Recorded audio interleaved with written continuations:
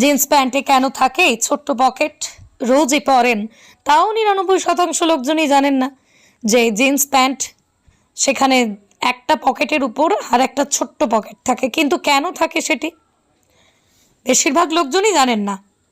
আরাম সঙ্গে ফ্যাশন দুইয়ের মিশেলে জিন্স জেন এক্স থেকে জেন ওয়াই সকলেই আলমারির তাকে জায়গা করে নিয়েছে।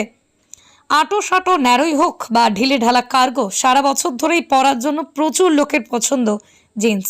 জিন্সের ছোট্ট পকেট বেশিরভাগ সময় প্যান্টের সামনের দিকে বড় পকেটের মধ্যেই থাকে, আবার কখনো কখনো জিন্সের পিছনের দিকেও থাকতে পারে।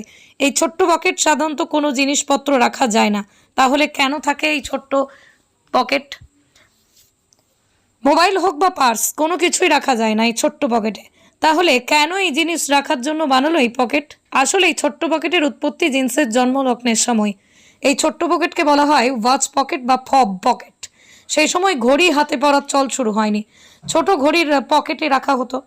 ঘড়ি বা এই জাতীয় ছোট্ট জিনিস পকেটে নিরাপদ নয়, তার জন্যই এই পকেটের উপর একটা ছোট্ট পকেট বানানো হয়েছিল।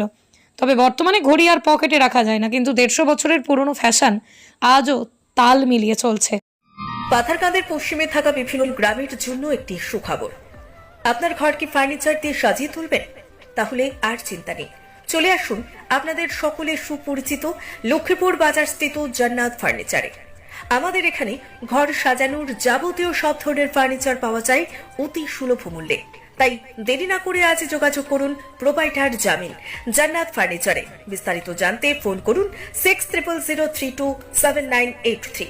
আমাদের ঠিকানা পাথারকান্দি থানা রোড, লক্ষ্মীপুর বাজার। আজ চলে আসুন, অপেক্ষায় জান্নাত ফার্নিচার।